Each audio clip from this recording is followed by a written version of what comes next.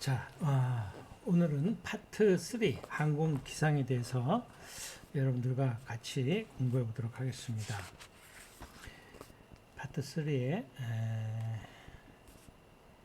태양열 에너지의 전달 방법, 그러니까 태양열 에너지의 전달 방법 이렇게 나와 있는데 그 에너지 그 전달 방법이 이제 복사하고 여기 뒤에 보시게 되면 전도, 그다음에 대류 이렇게 돼 있죠.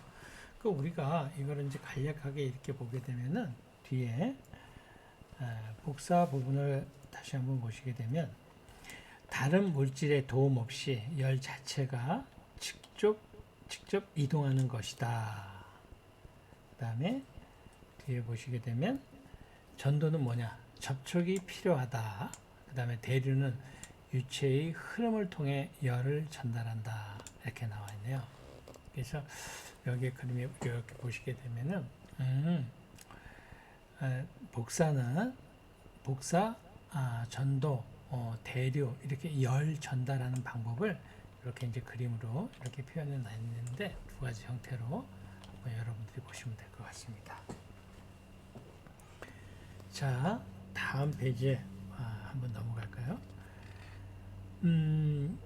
지구의 모양과 그 다음에 지구의 구성 물질, 지구를 분석해 보면 거의 30%, 29.2%는 육지로 되어 있고 나머지는 물로 구성이 되어 있다. 자, 이 3번 했으면은 이제 가끔 이제 문제하고 이렇게 자주 연결이 되는 부분인데요. 우리나라 그러니까 해수면, 평균 해수면을 기준으로 할 때 이제 인천만을 기준으로 한다. 인천만. 그래서 물은 유체로 어떠한 용기에 담더라도 수평을 이룬다. 그래서 해수면 높이를 0으로 선정하였으며 해수면의 높이는 어느 지역에나 똑같을 수가 없다. 근데 예를 들어서 우리가 이제 백두산 같은 경우에도 우리나라는 2,744m라 이렇게 얘기하는데 북한 같은 경우에 2,750m 그 기준이 우리나라는 인천만을 기준으로 하고 이제 북한은 원산만을 기준으로 하기 때문에 이 높이 자체도 다른 거죠. 자, 그 다음에 다음 페이지로 한번 넘어가 볼게요. 대기 이렇게 나와 있는데 요건 한번 치고 넘어가 볼게요. 지구 대기를 구성하고 있는 성분은 질소가 약 78%, 산소가 22%, 그리고 1% 미만의 여러 가지 이제 물질, 아르곤이라든지 네온이라든지 수소 이런 부분으로 구성이 되어 있다. 이렇게 알아두시고,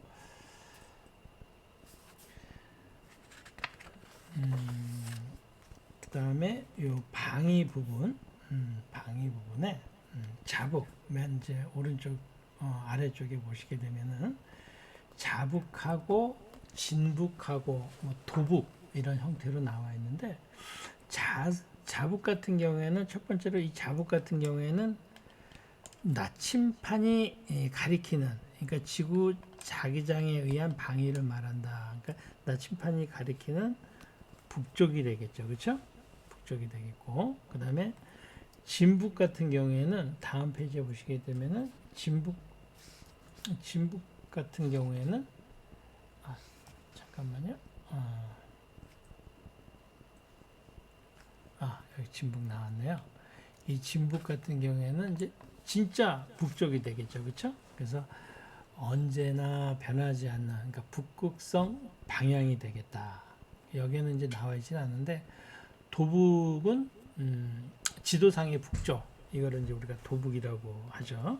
그래서 어떤 자북도 마찬가지지만 지구는 이제 하나의 커다란 자석이기 때문에 지구 둘레에는 자기장이 만들어지잖아요. 그래서 자력은 해마다 조금씩 이동하기 때문에 진북과 편차가 있을 수가 있다. 이렇게 알아두시면 좋겠습니다. 그 다음에 98페이지 여기 보시게 되면은 물의 순환 증발, 액체에서 기체로, 그 다음에 응결, 기체에서 액체로. 여기 보시게 되면 대류. 대류는 대귀의 수직 방향 운동을 뜻한다. 대류 말고 또 이류라는 거 있죠. 이류는 수평 방향의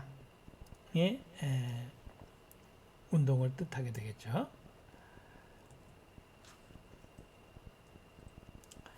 여기 이류, 대기의 수평 방향 운동을 뜻한다. 대류와 이두 함께 알아두시면 좋겠습니다.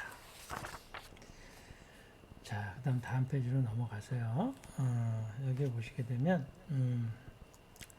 고기압과 저기압이 이렇게 나와 있는데, 고기압은 주변과 비교했을 때 기압이 높은 곳에서 낮은 곳으로 시계 방향으로 불어나간다. 이게 이제 시험과 아주 자주 이제 연결이 되는 부분입니다. 그래서 여러분들이 여기서 고기압은 북반구에서의 이제 얘기입니다. 여기 보시게 되면 3번을 한번 비교를 해볼까요? 고기압 내의 바람은 북반구에서는 고기압의 중심 주위를 시계 방향으로 회전하고 남반구에서는 반시계 방향으로 회전한다. 그래서 여러분들이 좀 알아둘 것은 고기압 내의 바람은 북반구에서는 고기압 내의 바람은 같은 뜻이겠죠. 그래서 중심주의를 시계 방향으로 회전해서 불어나간다. 이렇게 알아두시면, 예를 들어서 남반구에서는 이제 반대가 되겠죠.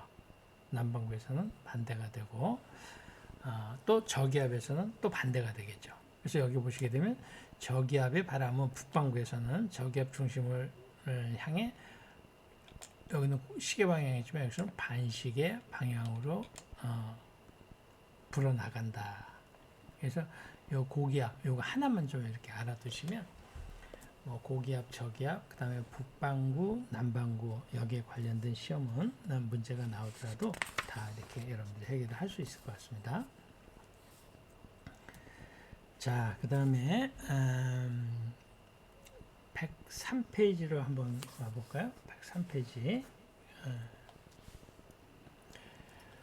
고도 여기가 나와 있는데요.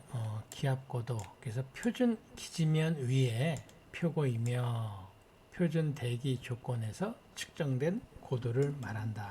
그래서 이게 진 고도가 되겠죠. 진 고도. 그래서 표준 대기압 해면으로부터의 항공기까지의 거리. 기압 고도. 이렇게 알아두시고, 그 다음에 이제 절대 고도. 지표면으로부터 항공기까지의 높이를 말한다. 절대 고도. 그래서 요건 영어로 이제 AGL이라고 이렇게 표현을 하는데, 이렇게 좀 알아두시면 좋겠습니다. 같이. 자, 그 다음에 기상주의보 및 경보의 기준해 가지고 호우, 풍랑, 강풍, 대설, 건조. 근데 6번에 태풍을 한번 볼까요? 태풍. 태풍 한번 보게 되면은, 우리가 태풍 주의보하고 이렇게 경보가 나와 있는데요. 경보 같은 경우에는 여기 보면 강풍, 풍량 경보 기준에 예상될 때, 강수량이 200 이상 예상될 때 이렇게 나와 있는데, 풍속 같은 경우에는 여기 표시가 안 되어 있는데요. 풍속은 초당 21m, 21m, 태풍 경보 21m, 세게 되겠죠, 그렇죠? 1초당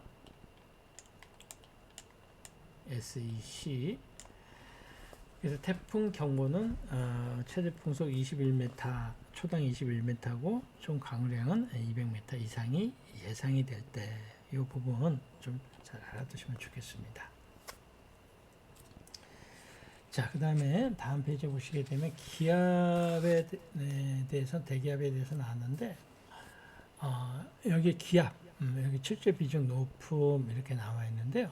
여기서 어떤 기압의 정의를 이렇게 나타낼 때, 기압의 정의를 나타낼 때 세 가지 방법이 있는데, 어떤 공기로, 그 다음 물로, 그 다음에 수은주로 이렇게 1기압에 이제 정의를 한번 내려볼게요.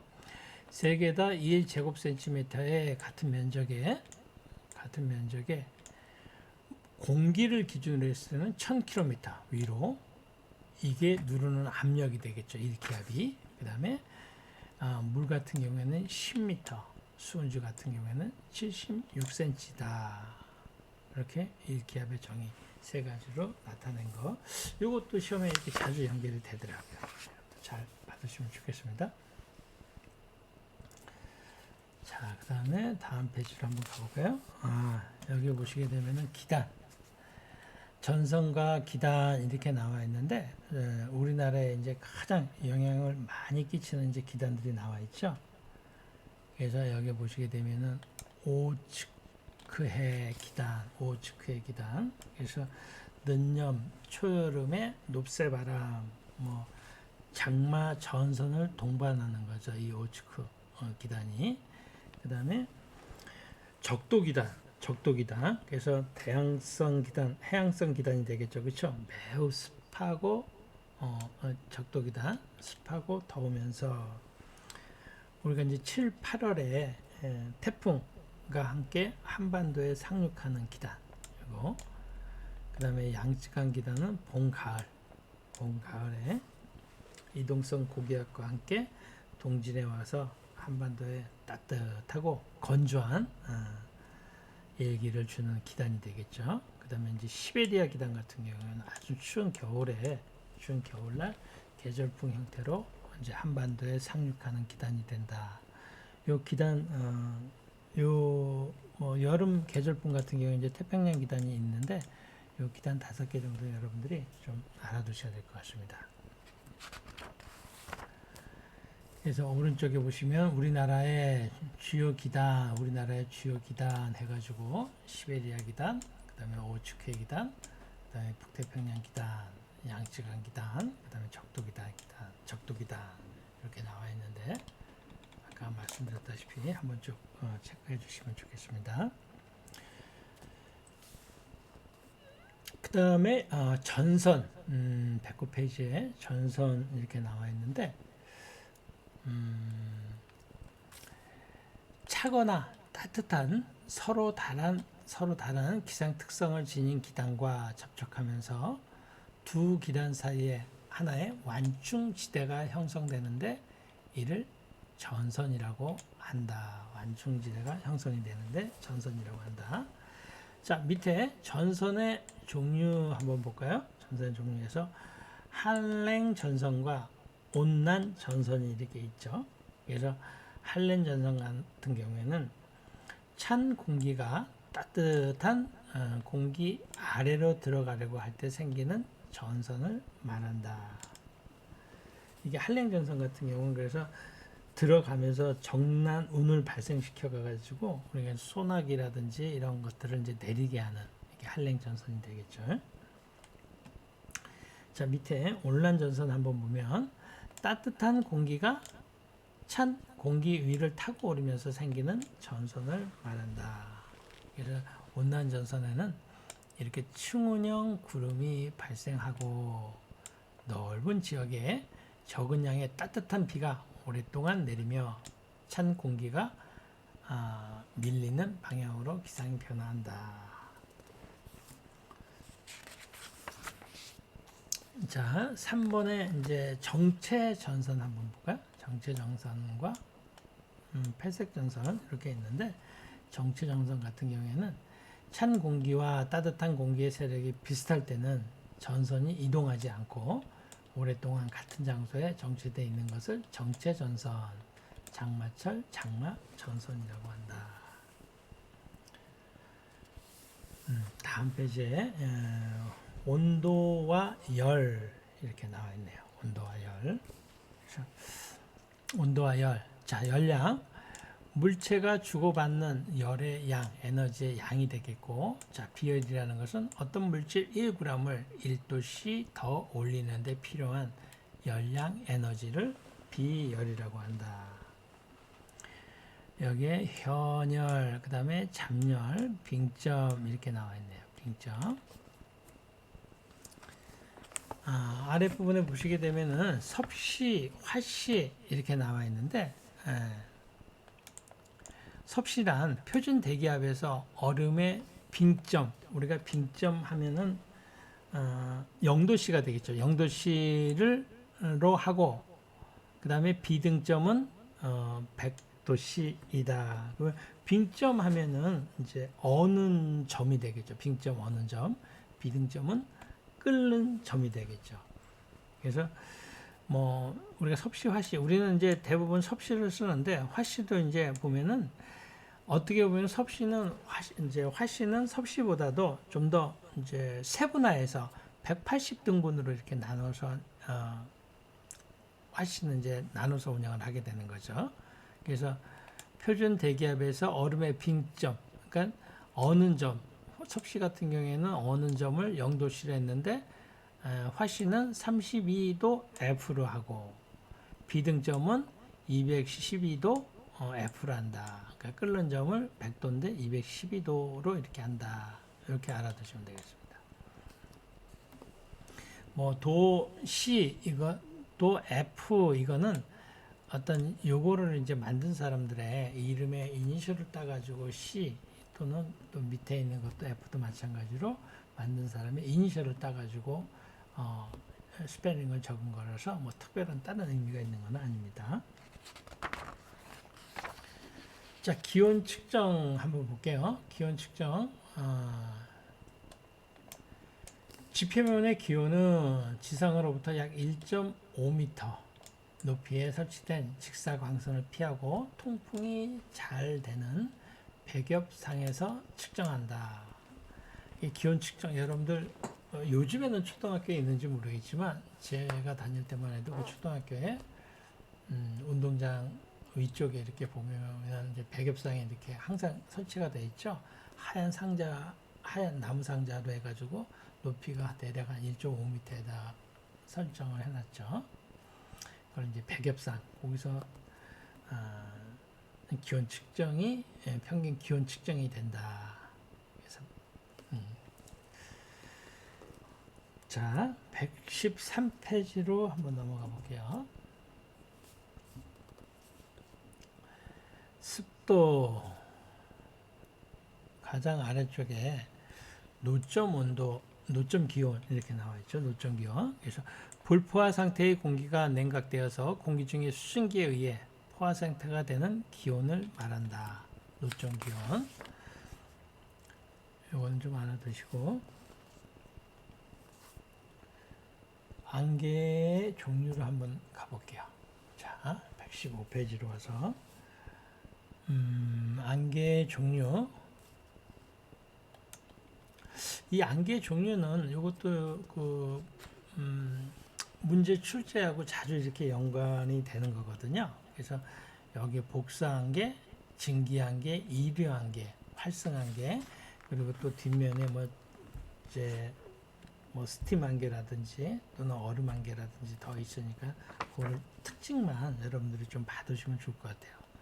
우리가 이 복사 안개 같은 경우에는 방사 안개라고도 얘기를 하거든요. 그래서 야간에 냉각된 지형에 의해 냉각된 지면 위 공기가 노점까지 냉각되어 형성되는 안개를 말한다. 오른쪽으로 와주시면은 바람이 없거나 미풍일 때, 맑은 하늘, 상대 습도가 높을 때, 기온과 노점 분포가 작을 때 평평한 저지대에서 쉽게 형성이 된다. 자, 증기안개 같은 경우에는 아주 차가운 공기가 상대적으로 따뜻한 수면으로 이동할 때 물 표면에서 충분한 양의 수분이 증발하면서 수면 바로 위에 공기층을 포화시켜서 발생하는 안개를 말한다. 자, 이류안개 같은 경우에는 습하고 온난한 공기가 한랭한 육지나 수면으로 이동하면서 하층부터 냉각되어 공기 속에 수증기가 응결되어 생기는 안개를 말한다. 활성안개도 여러분들이 한번 좀 읽어봐 주시고요. 그 다음에 이 아래쪽 시정을 한번 볼까요? 시정.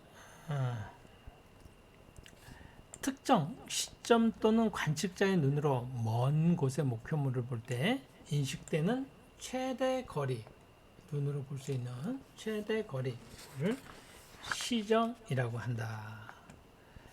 오른쪽에 와보시면은 여기 이제 우시정이라고 있는 시정의 종류에서 수직 시정, 그 다음에 우시정이 있는데 이건 뭐 오른쪽 시정이 아니라 우세 시정이다 이렇게 알아두시면 되겠습니다. 우세 시정이다.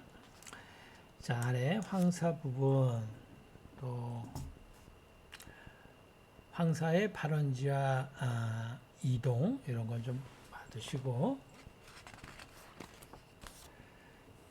자 120페이지 바람을 한번 보시게 되면, 자 바람, 대기의 온도와 기압차에 의해서 공기가 이동하는 현상. 그래서 바람은 기압차에 의해서 공기가 이동하는 현상을 바람이라고 한다.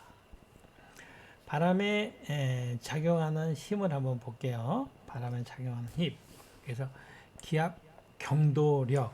그래서 일정한 거리에 있는 두 지점 사이에 기압 차인 공기 간의 기압 변화율을 기압 경도라 하며, 이 힘을 기압 경도력이라고 한다.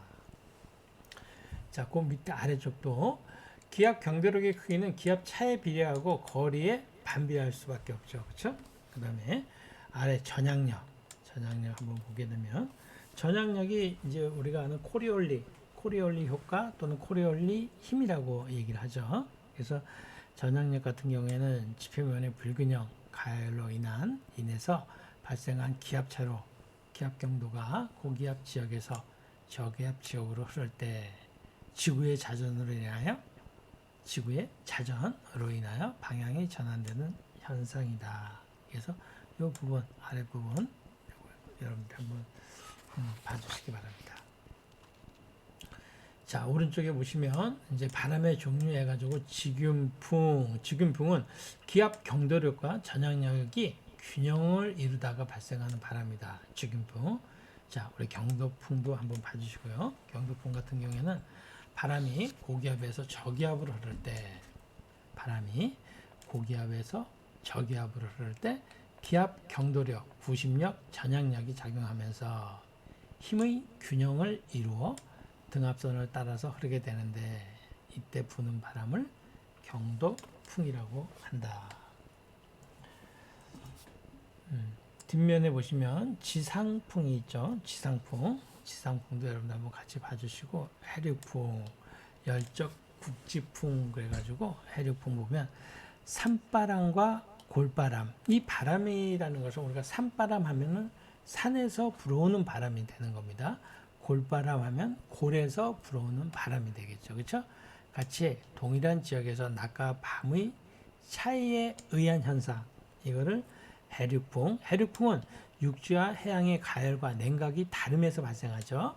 그 다음에 주간에는 육지가 해양보다 빠르게 가열되어 빠르게 따뜻해지니까 공기가 상승하며 그 자리에 수면에 찬 공기가 밀려오면서 해풍이 된다. 야간에는 주간과 반대로 순환이 발생하여 육풍이 된다. 오른쪽에 상곡풍과 골바람. 상곡풍은 산바람과 골바람으로 나뉘는데, 아까 말씀드렸듯이 항상 바람은 산바람, 산에서 부는 바람, 그 다음에 골바람은 골에서 골짜기에서 부는 바람, 골짜기에서부터 시작되는 바람, 이렇게 알아두시면 되겠죠. 산바람은 산 정상에서 산 아래로 불어오는 바람, 야간을 말하고, 골바람은 주간에 발생하는 바람으로 산 아래에서 정상으로 불어 올라가는 바람을 말한다. 아래 계절풍 있죠. 계절풍, 몬순. 그래서 이 몬순이라는 게 이제 뭐 아라비아어로 계절이라는 뜻인데, 이 계절풍이라는 것은 여름과 겨울에 대륙과 해양의 온도 차로 인해서 1년 주기로 풍향이 바뀌는 바람이다. 즉 여름에는 대륙의 온도가 올라 바다의 낮은 온도로 바람이 바다 쪽에서 불고 겨울에는 바다의 온도가 올라 대륙의 낮은 온도의 바람이 대륙 쪽에서 부는 현상을 말한다. 그렇죠? 자, 그 다음에 뒤에 돌풍도 한번 볼까요? 돌풍. 대기 불안정으로 일시적으로 강하게 부는 이런 바람을 돌풍이라고 하고, 돌풍이 일어나는 원인으로는 한랭한 하강 기류가 온난한 공기와 마주치는 곳, 즉 한랭 기단이 따뜻한 기단의 아래로 급하게 침입하여 따뜻한 공기를 급상승시키기 때문이다. 자, 돌풍의 특징은 풍향이 급하게 변하며 큰 비 혹은 쌀랑눈이 쏟아지고 우박을 동반할 수 있다. 이때 기온은 극강하고 상대 습도는 급상승한다. 이렇게 알아두시면 좋겠습니다. 자, 그 다음 스콜. 스콜은 태양의 열로 지표면이 가열되면서 나타나는 대류 현상에 의해 발생하는 소나기이다. 그래서 스콜은 이 부분 알아두시고, 자, 높새 바람 있죠? 우리가 높새 바람 하면 팬 현상이라 그래가지고 높새 바람이란 지중해의 습기를 머금은 바람이 알프스를 넘으면서 고온 건조해진 바람이 스위스를 향해 부는 현상을 가리켰으나 지금은 보편적으로 산을 넘으면서 공기의 성질이 고온 건조한 바람으로 바뀌는 현상을 말한다. 여기 보면 높새 바람은 예를 들어서 이렇게 큰 산을 이제 어떤 바람이 이렇게 넘으면서 여기다가 비를 건조 단열한 팽창해 가지고 비를 다 뿌리고 이걸 넘어가면서 고온 건조하면서 뭐 가뭄이 생기고 이렇게 되겠죠. 그렇죠? 그래서 쉽게 얘기하면 습하고 찬바람이 이제 산을 따라 올라가면서 뭐 구름을 만들어서 비를 다 뿌려놓고 그걸 넘어서서 고온 건조한 이런 기온이 된다. 이렇게 알아두시면 되겠습니다. 자, 오른쪽에 제트 기류, 이거 여러분들 한번 읽어보시도록 하고요. 바람의 운용에서 정풍과 배풍 이렇게 나와 있는데, 배풍은 우리가 배풍하면은 이제 뭐 배에서 부는 바람 이건 아니고 후방에서 부는 등 뒤에서 부는 바람으로 뒷바람과 동일한 의미로 사용한다.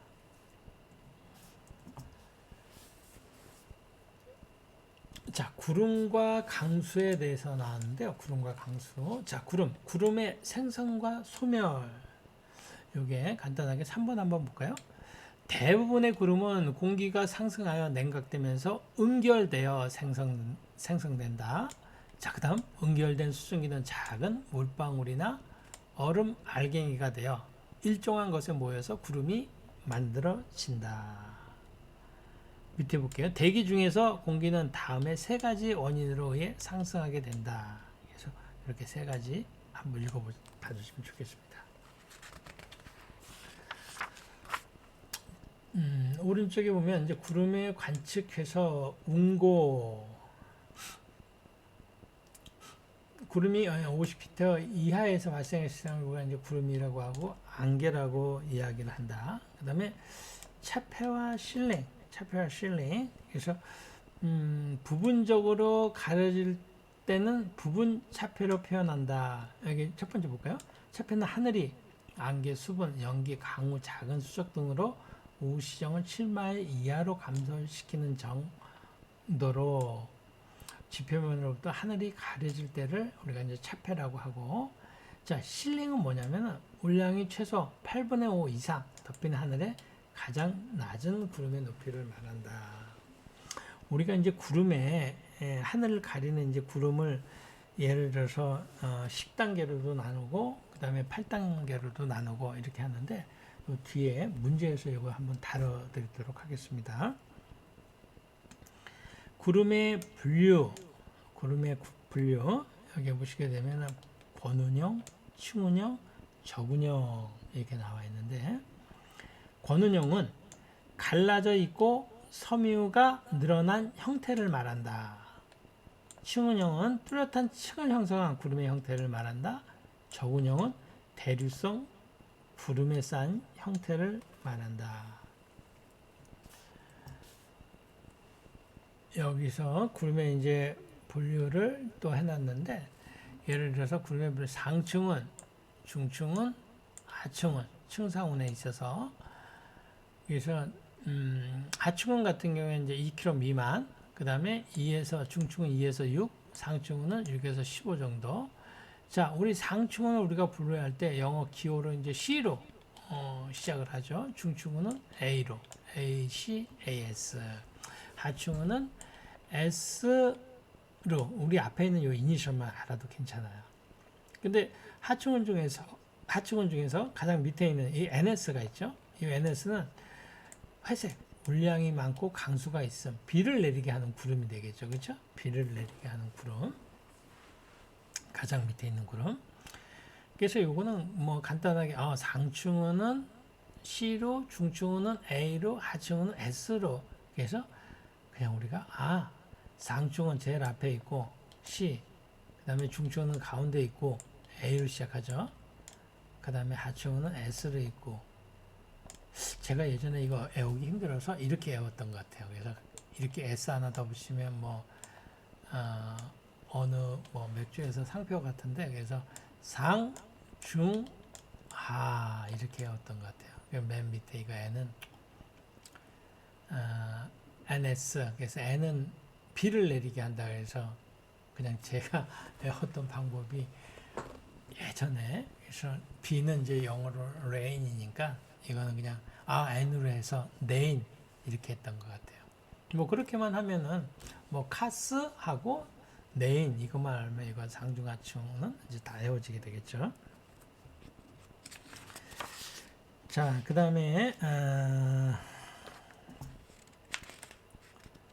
131페이지로 한번 가서요. 대류성 비 요건 한번 체크를 해줘야 될 것 같은데요. 그래서 주로 열대지방이나 한여름 오후 뜨거운 날에 강한 복사열 때문에 야기된 비구름에서 발생하는 비를 말한다. 폭우, 번개, 네오 등을 동반하며 열대 및 아열대 지방에서 자주 일어난다. 자, 오른쪽에 보시면 강수와 항공기 운항에서 이제 수막 현상.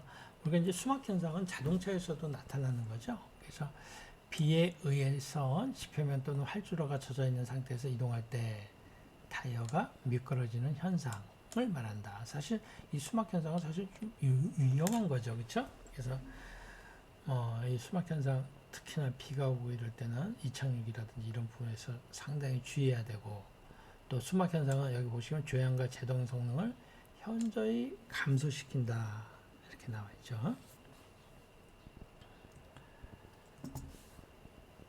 자, 태풍이 나와 있네요. 우리가 태풍 하면은 태풍은 이제 열대성 저기압이라고 얘기를 하죠. 열대성 저기압에서 이제 발생이 되기 때문에. 그래서 태풍 보면은 인도양과 태평양에서 발생하면 사이클론, 그렇죠? 사이클론이라고 하고, 그다음에 북태평양 중부와 북대서양 서부에서는 최대 풍속 이상의 열대 저기압을 폭풍을 허리케인, 그리고 브라질에서는 사이클론, 미국에서는 허리케인, 이거 북대서양 쪽이죠, 그렇죠? 미국에서는 허리케인으로 이렇게 부른다. 또 과거 호주 원주민들이 말로는 윌리 이렇게 또 불리었다. 이 태풍이 불려진 거. 자, 4번 태풍은 여름과 초가을의 폭우, 해일, 강풍 등으로 인한 막대한 피해를 주기도 하지만, 자, 그 다음 잘 볼게요. 가뭄, 해갈, 대기질 개선, 냉해와 바다의 적조 현상과 강의 녹조 현상 억제 등 긍정적인 역할도 하죠, 태풍이. 자, 오른쪽에 태풍의 특징, 이것도 이제 중요한 거니까 여러분들 한번 읽어보도록 하고, 그 다음에 태풍에 수반되는 현상에는 뭐 풍량이라든지 너울이라든지 고조라든지 용오름, 이런 부분도 같이 좀 알아두시도록 할게요. 태풍의 전개, 그 다음에 아래쪽에 보시게 되면 이제 토네이도는 용오름, 회오리바람이라고도 불린다. 그 다음에 태풍은 수평 방향으로 확대되지만 토네이도는 수직 방향으로 커진다. 그렇죠? 우리가 이제 회오리바람 수직 방향으로 이렇게 막대한 피해를 특히나 이제 미국이라든지 이런 데서 잘 발생이 되죠. 그다음 오른쪽에 보시게 되면 이제 네오 정난 운이나 저운이 모여 발달한 국지적인 폭풍이다. 네오의 형성에서 네오의 형성 조건에는 온난 다습한 공기가 하층에 있어야 되며 강한 상승 기류가 있어야 된다.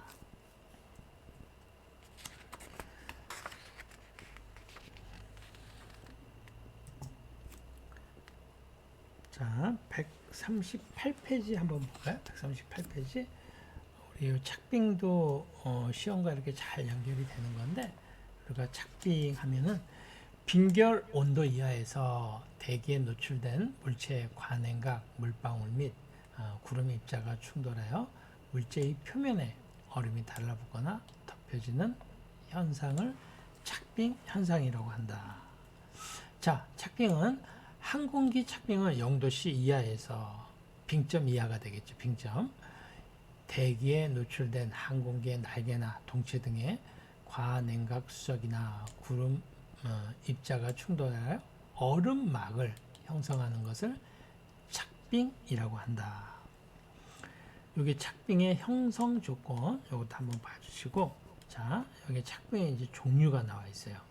이렇게 서리 착빙은 백색이며 얇고 부드러운 것이 특징이다. 자, 그다음 다음 페이지 보시게 되면 거친 착빙이 있거든요. 이 거친 착빙은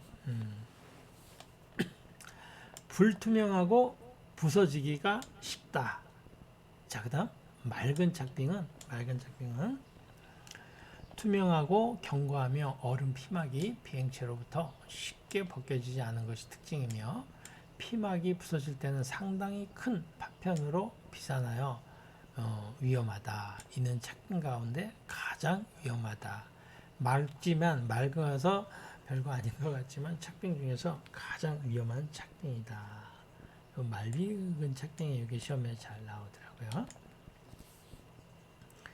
착빙의 영향은 뭐 좋은 영향은 아니겠죠. 그래서 착빙의 영향, 안 좋은 영향들이 이렇게 나타날 수가 있다.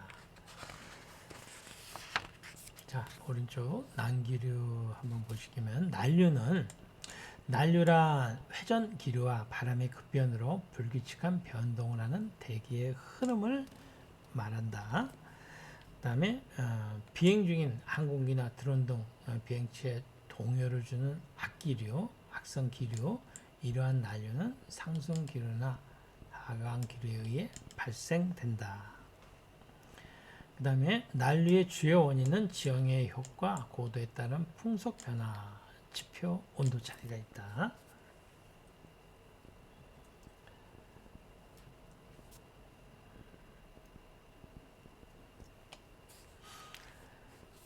난류의 분류에서 윈드시어 한번 볼까요? 윈드시어. 그래서 짧은 거리 내에서 순간적으로 풍향과 풍속이 급변하는 현상을 윈드시어라 한다. 다음 윈드시어는 모든 고도에서 나타날 수 있으며 통상 2000피트 범위 내에서의 윈드시어는 항공기, 드론 등의 운행에 큰 위험을 초래할 수 있다. 풍속의 급변 현상은 기체의 상승력이 양력을 상실하게 해서 기체를 추락시킬 수도 있다. 윈드시어는 이제 상당히 위험한 현상이 되겠죠. 자, 본문 여기까지 하고 그 다음에 실력 점검 문제 바로 다음으로 넘어가도록 하겠습니다. 자, 여러분들 고생하셨습니다.